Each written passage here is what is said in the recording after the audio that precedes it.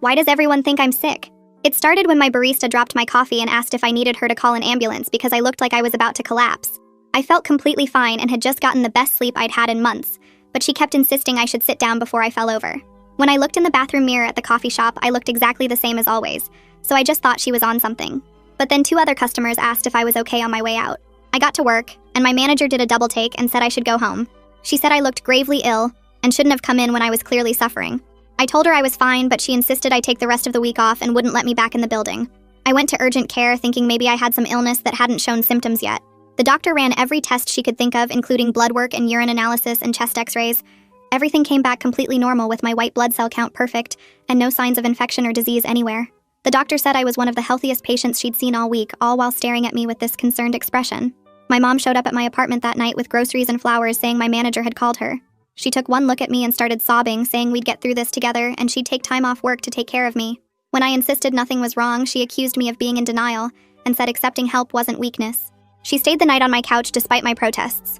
Over the next week, I took photos of myself every day. I couldn't see any difference, but my sister insisted I looked worse with each passing day. Then my boyfriend Ryan got home from his business trip and froze on the spot. He immediately started making doctor appointments at specialists. He kept touching my forehead and wouldn't believe me when I said my temperature was normal. He started sleeping in the guest room because he was afraid of disturbing my rest. I had no idea what was going on. I wondered if something had changed with my makeup routine, so I went completely barefaced for a week. People's reactions got even worse, with strangers stopping me on the street to ask if I needed help getting to a hospital. An elderly woman gave me $20 saying I should get myself a good meal. A little kid pointed at me and asked his mom why I looked so scary. The dermatologist found nothing wrong with my skin. The oncologist my mom insisted I see ran full body scans that showed no tumors or abnormalities. The infectious disease specialist tested me for every rare disease and found nothing. Each doctor looked deeply worried while telling me I was perfectly healthy. My workplace started a meal train without asking me, and people kept dropping off casseroles and soup. Someone set up a crowdfunding page for my medical expenses that raised $8,000 before I could get it taken down. My neighbors started doing my yard work without being asked, and someone kept leaving fresh flowers on my doorstep every morning. I tried changing everything I could think of, including my hair and clothes and skincare routine.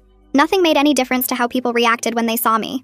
My own reflection looked completely normal to me, but everyone else saw something that terrified them. Ryan started talking about taking leave from his job to become my full-time caregiver. My best friend Claire finally agreed to tell me exactly what she saw when she looked at me. She said my skin looked gray and thin like paper, and my eyes were sunken so deep they looked like holes. She said I looked like I'd aged 40 years and lost half my body weight, even though the scale and measurements proved that was impossible. She said looking at me made her want to cry. I asked her to take a photo of what she was seeing, and when she showed me her phone screen, I saw myself looking exactly like I always did. She pointed at the photo saying, "Look at yourself." But I looked completely normal and healthy.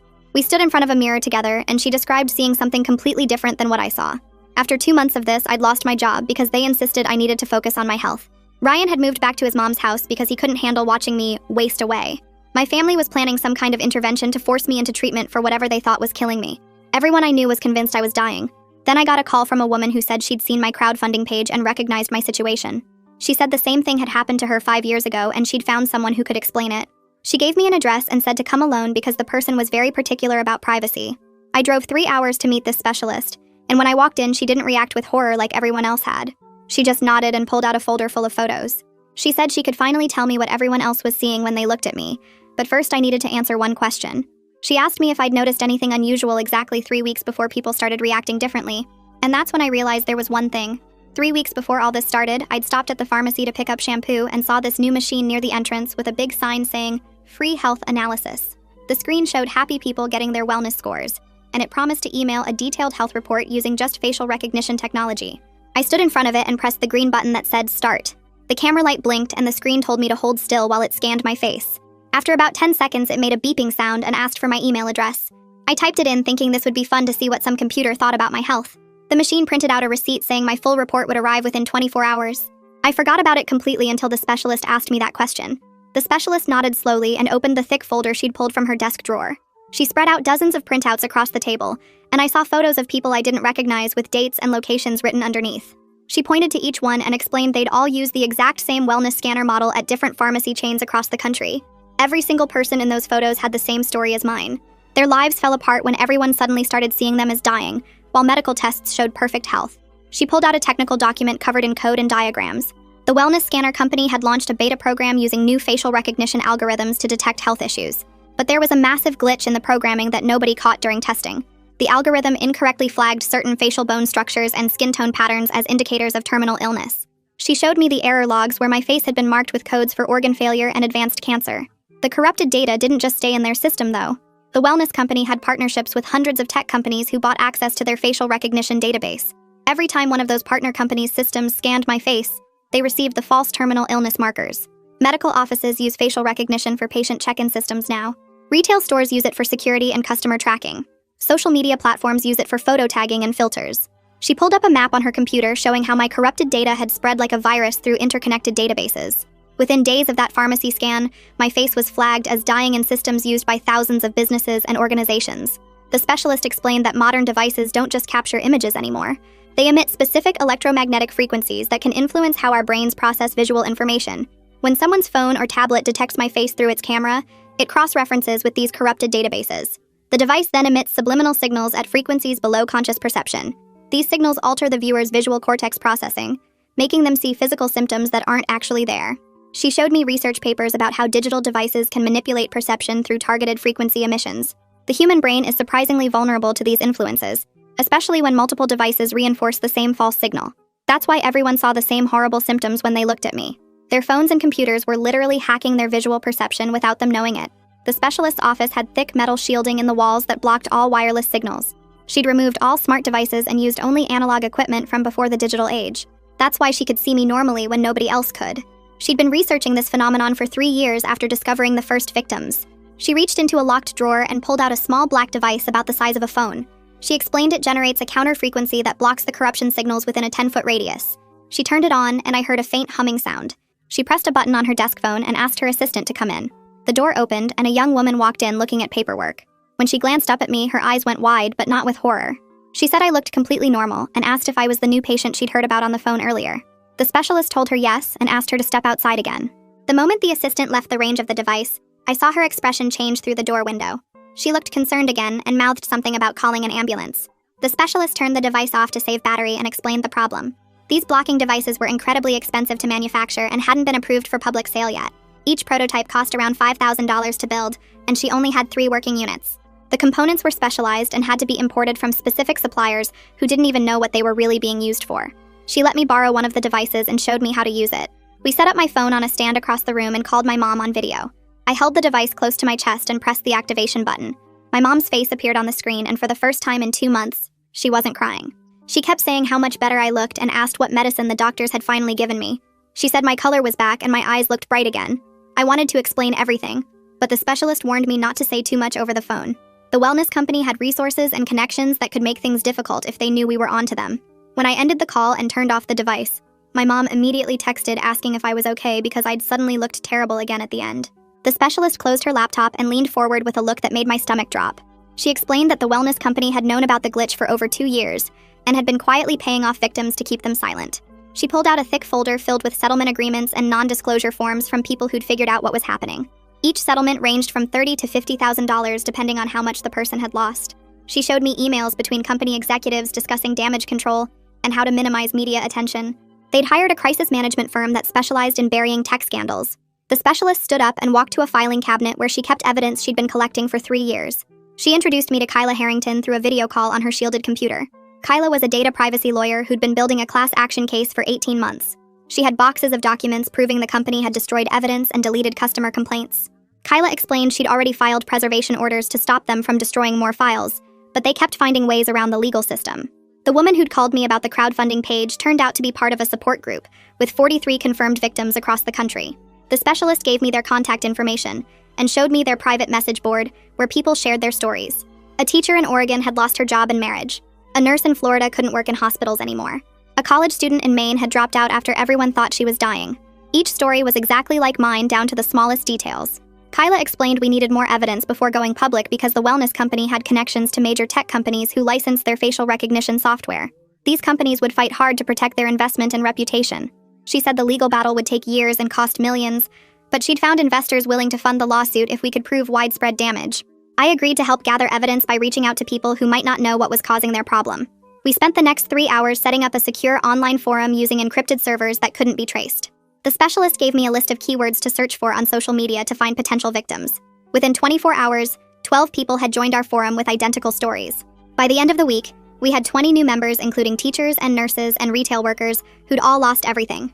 They'd all used the same wellness scanners at different pharmacy chains across the country. The specialist worked late every night trying to develop a permanent fix while we built our case. She discovered the corrupted data had spread through interconnected databases used by hospitals and government agencies and social media platforms. Cleaning it would take months or possibly years of manual data correction. She estimated millions of facial recognition scans were infected with the false dying signals. I tried using the blocking device to go back to work the next Monday. The device only had a 10-foot range, which meant people across the office still saw me as dying. My manager agreed to let me work from home, but I could hear the doubt in her voice when we talked on the phone. She kept asking if I was really okay or just being brave. My coworkers sent care packages and get well cards, even though I insisted I was fine. 3 weeks after getting the device, Ryan finally agreed to meet me at the specialist's shielded office. I sat in the metal-lined room for 2 hours waiting for him to show up. When he walked through the door and saw me without the digital interference, his face crumpled. He dropped to his knees and started crying harder than I'd ever seen him cry before. He kept touching my face and arms like he couldn't believe I was real. He apologized over and over for not believing me and for moving out when I needed him most. He said watching what he thought was my slow death had broken something inside him. He admitted he'd been seeing a therapist who told him he was in denial about my condition. His mom had convinced him I was refusing treatment because I wanted to die. His friends said I was being selfish by not accepting help. Everyone in his life had reinforced the false reality created by the corrupted data. We sat in that shielded room for hours trying to figure out if we could save our relationship. The trust between us had been damaged in ways neither of us fully understood yet. He'd abandoned me when I was desperate for someone to believe me. I'd resented him for choosing to believe his eyes over my words. The specialist gave us contact information for a therapist who understood technology-induced perception problems. We scheduled our first appointment for the following week, but I could already feel the distance between us. The blocking device helped us have dinner together twice a week, but we had to eat at places near the specialist's office. Ryan started researching the technology on his own and became angry at how our data was used without consent. He wanted to sue the wellness company for destroying our relationship, but Kyla said emotional damage would be hard to prove in court. The support group grew to 60 members within a month as word spread through private messages and encrypted forums. Each new member brought evidence of the company's negligence and cover-up attempts. We had screenshots of deleted social media posts and recordings of customer service calls where complaints were dismissed. The specialist finally made a breakthrough with a software patch that could clean individual devices, but it had to be installed manually on each phone and computer. The next morning, I got an email from someone named Victor Gutierrez saying he'd been following our support group's private forum for weeks. He explained he was an investigative journalist who'd been tracking weird cases of technology, messing with how people see things for the past 3 years. He'd already documented 12 other situations where facial recognition systems had caused similar problems, but nothing as widespread as ours. We set up a video call and Victor showed me folders full of research about perception-altering technology that companies had been developing since 2019. He said he had sources inside the wellness company who'd been feeding him information for months about what was really going on behind the scenes. His main source was a programmer who'd worked on the original scanner software and felt guilty about what happened to all of us. This programmer told Victor that the company discovered the glitch within 3 weeks of launching the beta program, but the executives decided to keep quiet. The scanners were making them too much money to stop, and they figured most people would never figure out what was causing their problems. Victor's source sent him internal emails showing the executives discussing whether to fix the glitch or just let it continue spreading. The worst part was learning that the wellness company had sold our facial recognition data to over 400 other companies, including social media platforms and security firms. Every single time my face got scanned anywhere by any camera or device, it reinforced that false dying signal to everyone around me. The corrupted data had spread through so many systems that cleaning it would take years, even if we could get access to all of them. The specialist called me that afternoon with news that made everything else seem less hopeless for the first time in months. She'd been working nonstop on a solution and finally figured out how to broadcast a counter signal that could neutralize the corruption at its source. The problem was that her solution needed to be implemented directly on the wellness company's main servers, where the original corrupted data was stored. Without access to those servers, we could only fix individual devices one at a time, which would take forever and cost millions of dollars. Kyla immediately started preparing legal documents to force the company to give us access to their systems through an emergency injunction. She worked for 3 straight days gathering all our evidence, including Victor's leaked emails and testimony from 68 affected people. The hearing got scheduled for 2 weeks later, and we spent every day preparing our case and gathering more proof of the company's negligence. When the hearing day arrived, I sat in the courtroom watching the wellness company's lawyers argue that what we were experiencing wasn't real. They brought in 3 different experts who claimed we were all suffering from mass delusion caused by reading each other's stories online. Their lead expert said our symptoms were psychological, and that we'd convinced ourselves we looked sick because we wanted attention and sympathy. The company's lawyers insisted there was no technological cause for our problems, and that giving us access to their servers would violate trade secrets. The specialist stood up to demonstrate her blocking device to the judge and asked for 2 volunteers from the gallery. She had one person look at me with the device on, and then with it off, and they described the dramatic difference in what they saw. The judge watched carefully as person after person confirmed that with the device on, I looked normal, but without it, I looked like I was dying. The company's lawyers immediately claimed this was just the power of suggestion, and that the device was basically a placebo that made people think they saw something different. We'd prepared for this argument by bringing in 30 people who'd been affected by the glitch to testify about their experiences. One by one, they stood up and described losing their jobs and watching their families fall apart because everyone thought they were dying. A teacher from Oregon broke down crying as she explained how her own children had become afraid of her. A nurse from Florida talked about being forced into psychiatric treatment because doctors thought she was delusional about her health. Each story was worse than the last, and by the time the 15th person testified, even the company's lawyers looked uncomfortable. The judge listened to 8 hours of testimony about destroyed lives and relationships before finally calling for a recess to consider the evidence. When court resumed the next morning, the judge ordered an independent technical review of the wellness company's entire system. The company's lawyers immediately objected and claimed this would expose trade secrets that could destroy their business. The judge cut them off and said public safety was more important than corporate profits, especially when there was clear evidence of harm. She gave them 72 hours to provide full access to the independent reviewers or face criminal contempt charges. While we waited for the review to happen, I started working with Victor to document everything for his upcoming expose about perception-altering technology. He interviewed me for 6 hours about every detail of my experience from that first day at the coffee shop to sitting in the courtroom. Victor was planning to publish a series of articles that would reveal not just our specific situation, but the entire hidden world of companies manipulating human perception through technology. He'd found evidence of at least 8 other companies doing similar things with facial recognition and augmented reality systems. The scope of what was happening was so much bigger than just our wellness scanner glitch, and Victor wanted to expose all of it before more people got hurt. I knew my family needed to see what I'd learned, so I called my mom and sister and asked them to meet me at the specialist's office the next day. They arrived looking worried, and my mom kept trying to touch my face until I guided them both inside where the specialist had set up her demonstration. She turned off all the wireless signals in the room, and suddenly my mom gasped and grabbed my hand, while my sister just stared at me with her mouth open. For the first time in months, they were seeing the real me without any digital interference making me look sick. The specialist explained the whole thing about the wellness scanner and the corrupted data spreading through facial recognition systems, while my sister pulled out her phone and started researching everything she could find about the technology. Within an hour, she'd found dozens of articles about data privacy violations and facial recognition problems that nobody was paying attention to, and she got more and more angry reading about how companies were using our faces without permission. 3 weeks later, the independent reviewers finally got access to the wellness company's systems, and what they found was worse than we'd imagined. The corruption wasn't just affecting a few hundred people like we thought, but had spread to over 8,000 facial recognition profiles across the country. The reviewers sent us a preliminary report showing how the glitch had infected backup systems and secondary databases that fed information to hospitals and government agencies and retail stores. Every single affected person was being seen as dying or severely ill by anyone whose devices had downloaded the corrupted data. The wellness company's lawyers showed up at my apartment 2 days after the report came out with a settlement offer. They wanted to give each victim $50,000 if we'd sign papers promising never to talk about what happened or sue them in the future. Kyla called an emergency meeting of our support group and told us not to sign anything because accepting their money meant they could keep hurting people without consequences. But not everyone in our group agreed with her advice. Some people had lost their jobs and marriages and just wanted to take the money and try to rebuild their lives without fighting a long legal battle. The meeting got heated when a teacher from Oregon said she couldn't afford to keep fighting when her kids needed food and her mortgage was past due. Another member said we were being selfish, asking people to refuse money they desperately needed just to make a point about corporate responsibility. The group started splitting into 2 camps, with about half wanting to accept the settlement and move on, while the others wanted to keep fighting. I stood up and reminded everyone about the thousands of people who still didn't know what was happening to them. People were probably losing their families and jobs right now, thinking they had some mysterious illness when really it was just corrupted data making everyone see them wrong. We had a chance to expose this and stop it from happening to anyone else, but only if we stayed together and refused to be silenced. Most of the group eventually agreed to keep fighting, though 5 people took the settlement and left. The specialist had been working on something new and called me over to test it. She'd developed a phone app that could broadcast a countersignal to temporarily block the corruption, but it used so much battery that phones would die in about 20 minutes. It wasn't a permanent solution, but it meant we could go out in public for short periods without people reacting to us like we were dying. Ryan and I decided to try using the app to go on our first date in months. We met at a restaurant with 3 portable battery packs each and had to keep swapping them out every time our phones got low. The waiter didn't stare at me with horror for once, and we actually got through dinner without anyone offering to call an ambulance.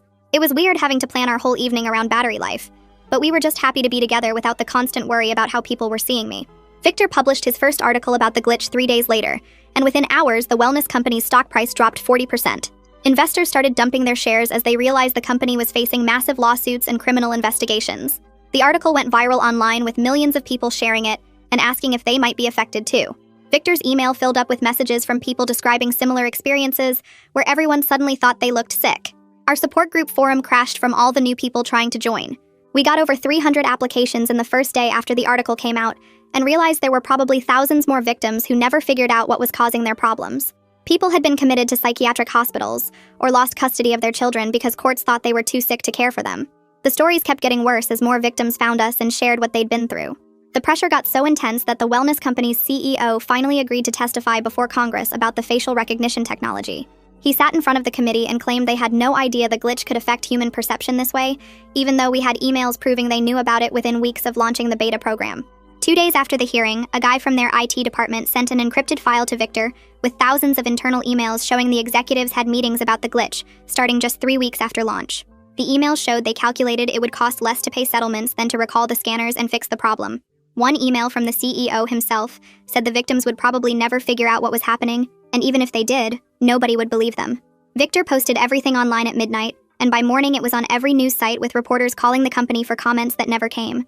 The FBI showed up at our support group meeting the next week with a whole team of agents who wanted to interview each of us separately about our experiences. They took copies of all our medical records and the test results showing we were healthy while everyone saw us as dying. The lead agent told me they were building a case for fraud and criminal negligence that could put the executives in prison for years. My mom called me crying after she saw the news and kept saying sorry over and over for not believing me when I first told her something was wrong. She started posting about it on her Facebook and Instagram, where she had thousands of followers from her cooking blog, and within days, hundreds of people were sharing their own stories about weird tech glitches. She organized a petition that got 50,000 signatures in the first week, demanding better regulation of facial recognition technology. The specialist got a call from the FDA saying they were expediting approval for her blocking device after seeing the congressional testimony and realizing how many people needed it. 3 medical device companies started bidding to license her patent with offers going up every day as they realized the market potential. She told me she never expected her small research project to become something that could help thousands of people get their lives back. Claire showed up at my apartment with flowers and broke down crying about how she'd described what she saw when she looked at me all those months ago. She said she felt terrible for telling me I looked like I was dying, even though she was just being honest about what her brain was making her see. We sat on my couch for hours talking about everything that had happened, and she offered to help with our advocacy work to make up for the pain she'd caused.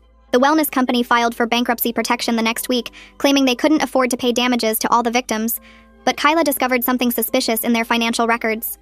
She found transfers of millions of dollars to offshore accounts in the weeks before the bankruptcy filing and evidence they'd moved patents and other assets to shell companies. The judge ordered a freeze on all their remaining assets while investigators looked into what she called obvious attempts to hide money from victims. Ryan asked me to meet him at the specialist's office, saying he had something important to tell me, and when I got there, he was standing in the shielded room with a ring box in his hand.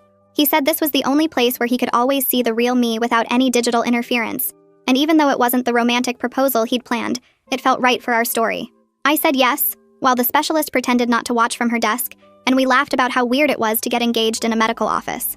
Congress held emergency sessions about our case, and within 3 weeks they passed the Digital Perception Protection Act, requiring all facial recognition systems to undergo safety testing before deployment. The law included harsh penalties for companies that caused perception damage and required them to pay for treatment and lost wages for any victims. Our support group celebrated when we heard the news because it meant nobody else would go through what we did without having legal protection. The specialist's blocking technology got approved by the FDA, and insurance companies were forced to cover it, after our advocacy campaign showed it was a medical necessity, not a luxury. The devices cost $8,000 each, but with insurance, most victims only paid a few $100s, making it accessible to everyone who needed it. Production ramped up fast with the manufacturer running 3 shifts to meet demand, as more victims came forward every day. I went back to my old job with my blocking device clipped to my belt, and for the first time in almost a year, my coworkers could see me normally. My manager apologized for forcing me to take medical leave and said she felt terrible about not believing me when I insisted I was healthy. Some of my coworkers admitted they were the ones who started the crowdfunding page and felt guilty about doing it without asking me first. The lunchroom got quiet when I walked in on my first day back, but then everyone started clapping and welcoming me back to the team. Things felt different, but at least I could work again and start rebuilding my career after losing so much time to this nightmare. The specialist kept improving the technology, making newer versions, smaller and more efficient, so people didn't have to carry big devices everywhere. She won grants from medical foundations to continue her research into how digital signals affect human perception, and started training other scientists in her methods. Our support group kept growing with new members joining every week, as people finally understood what had been happening to them. Some had been suffering for years thinking they had psychological problems, when really it was just corrupted data making everyone see them wrong. We started local chapters in different cities, so victims could meet in person and share their experiences without judgment. The criminal trial was scheduled to start in 6 months, and prosecutors told us they had enough evidence to convict all the executives involved in the cover-up. 3 months later, we rented out the biggest conference center in Chicago for what we called the first National Digital Perception Victims Conference. I spent weeks calling everyone from our support group and posting on forums to spread the word about the event.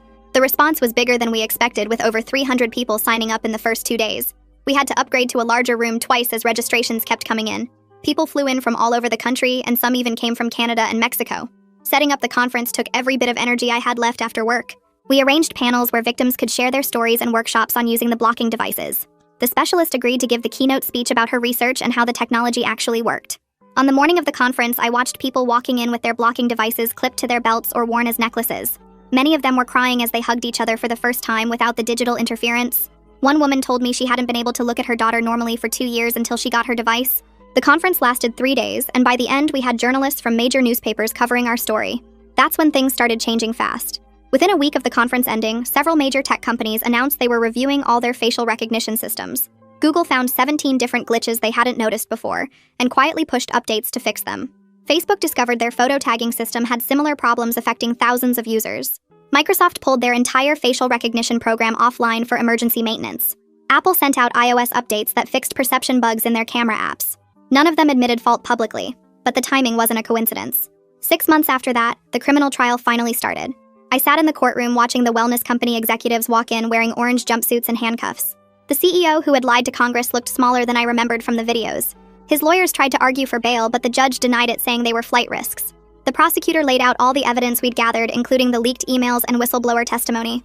She showed the jury how the company knew about the glitch and chose profits over people's safety. The defense tried to claim it was all a misunderstanding and that the executives thought the problem would fix itself. Nobody on the jury looked convinced. The trial went on for 3 weeks, with victim after victim testifying about losing their jobs and relationships. Ryan proposed to me during a break in the trial proceedings. He took me to the specialist's office where he could see me normally without any devices. He got down on one knee right there in the shielded room and asked me to marry him. I said yes immediately, even though it wasn't the romantic proposal either of us had imagined. We got married 2 months later in a small ceremony at a venue we made sure had signal blockers installed everywhere. It was the first time in over a year that all our guests could see me normally without needing their devices. My mom cried happy tears instead of worried ones for once. Ryan's mom finally stopped looking at me with that concerned expression. Our wedding photos actually showed me the way everyone else saw me that day. The specialist called me a month after the wedding with incredible news. She'd won the Nobel Prize in Medicine for her work on digital perception and human cognition. She told me she was dedicating it to all of us who had the courage to come forward and fight. The prize committee said her research had opened up an entirely new field of study. She used her acceptance speech to talk about our support group and how we'd helped advance the science. The Nobel Prize brought even more attention to our cause, and suddenly universities were offering grants to study the problem. Around the same time, the insurance companies finally caved to pressure. After months of denying claims, they were forced to pay out millions to victims who'd lost jobs and relationships. My claim alone was for $200,000 in lost wages and emotional damages. The money didn't fix everything, but it helped us start rebuilding our lives. Some victims got even larger settlements if they could prove the glitch had destroyed their careers. One surgeon who'd been forced to retire got $3 million. The insurance companies tried to sue the wellness company to recover their losses, but by then the company had declared bankruptcy. Victor's book about our story came out that fall and immediately hit the bestseller lists. He'd spent months interviewing all of us and documenting every detail of what happened. The book sparked conversations on every major news network about technology and perception. He donated 20% of his profits to our victim support fund, which had grown to help hundreds of people. Bookstores couldn't keep it in stock, and Hollywood started calling about movie rights. Congress passed new regulations 6 months later requiring all facial recognition technology to include safeguards. Companies that violated the new rules faced fines of up to $50 million per incident. The Digital Perception Protection Act became law with unanimous support from both parties. Tech companies had to hire entire departments just to ensure compliance with the new rules. Some smaller companies shut down their facial recognition programs entirely, rather than risk the fines. I used my insurance settlement to start a nonprofit organization helping other victims of technology glitches. We set up a hotline and website where people could report problems and get support. In our first month alone, we helped 50 new victims who'd been suffering in silence. We provided them with blocking devices and connected them with lawyers who understood their cases. The organization grew faster than I expected, and soon we needed to hire staff. Finally, after 2 years of legal battles, the verdict came in. The wellness company executives were found guilty on all charges, including fraud and criminal negligence. The judge called their actions a complete betrayal of public trust before sentencing them. The CEO got 15 years in federal prison, while the other executives got between 5 and 10 years each. Ryan and I started house hunting 6 months after the verdict came in. Every place we looked at had to pass our special test, where we'd walk through with signal detectors checking for dead zones and interference patterns. The realtor thought we were crazy until I explained what had happened to us, and then she started showing us older houses with thick walls and metal roofing. We found a place built in the 50s with plaster walls that naturally blocked most signals, and the previous owners had already installed copper mesh in the attic for their own privacy reasons. Ryan spent weekends adding extra shielding to the bedroom walls using special paint with metal particles mixed in. We tested it by having video calls from inside the room and watching my appearance stay normal on his phone screen. The contractors we hired to add more shielding to the rest of the house kept asking if we were building a safe room for the government. We just told them we valued our privacy and left it at that. My mom started coming over every Sunday for dinner, and we made a new rule that everyone had to put their phones in a metal box by the door. At first, my sister complained about not being able to check her messages, but after a few weeks, she admitted she actually liked being disconnected for a few hours. My dad started telling stories from when he was young and didn't have any devices at all. These dinners became the highlight of my week, because I could just be myself without worrying about any technology affecting how my family saw me. We expanded the tradition to include my cousins and aunts and uncles once a month. Everyone would pile into our shielded dining room and we'd play board games and talk for hours. My nephew said it was better than going to his friend's house where everyone just stared at screens the whole time. The specialist kept working on making her blocking devices smaller and better. She sent me prototypes to test, and each version got more comfortable to wear. The first ones had been bulky boxes that barely fit in a purse, but the new ones looked like regular watches or necklaces. She figured out how to use different materials that didn't need as much power so the batteries lasted for days instead of hours. Other victims in our support group tested them too, and gave feedback about what worked and what didn't. Within a year, she had versions that looked completely normal and could run for a week on a single charge. She partnered with a jewelry company to make them actually look nice instead of just functional. I wore a silver bracelet version that matched my other jewelry perfectly, and no one could tell it was anything special. 2 years after everything started, I went to the grocery store without even thinking about my appearance. The corrupted data had finally been removed from most systems after tech companies spent millions cleaning their databases. I could walk past security cameras without triggering false signals, and cashiers didn't look at me with concern anymore. It felt strange to be normal again after spending so long being careful about every public interaction. I still kept my blocking device on just in case, but I rarely needed it anymore. Our support group threw a huge party when the FDA finally ordered all the wellness scanners removed from pharmacies. We met at a park, and someone brought one of the old machines they'd bought from a pharmacy that was throwing them out. Everyone took turns hitting it with a hammer while we cheered and took photos. Some people cried as they destroyed the thing that had ruined their lives. Others laughed and made jokes about finally getting revenge on the machine. We turned the broken pieces into art projects that we displayed at our next conference. Local news covered the event and called it a victory for consumer protection. 3 years after our wedding, Ryan and I decided we were ready to have kids. Our daughter was born on a rainy Tuesday morning, and the first thing I did was make sure the hospital room's Wi-Fi was turned off. We named her Sarah, and from the start we were careful about her digital footprint. No photos on social media, and no smart toys that could collect her data. We taught her early about privacy and why we didn't have the same gadgets as other families. She grew up thinking it was normal to have a house where certain rooms blocked all signals. Her friends thought it was cool that our house was like a fortress, and they liked coming over to play without their parents being able to track them constantly. When she started school, we had to explain to her teachers why we opted out of the facial recognition attendance system. Most of them understood once they heard our story. Looking back at everything that happened, I sometimes can't believe we actually changed things. Millions of people are protected now because we fought back against that company. The laws we helped pass prevent other companies from doing the same thing. Tech companies have to test their systems properly now and can't just release whatever they want. The money from the settlements helped victims rebuild their lives and start over. Some people still recognize me from Victor's book or the news coverage and thank me for speaking up. I tell them it was a group effort and we couldn't have done it alone. I still carry my blocking bracelet everywhere even though the danger has mostly passed. It sits in my purse next to my keys and wallet like a lucky charm. Sometimes I put it on when I'm feeling anxious about technology even if I know I don't really need it. It reminds me that we survived something that seemed impossible to fight and we won. Another thrilling episode of me oversharing on the internet. Want more? Yeah, I don't know why either, but you can subscribe for it.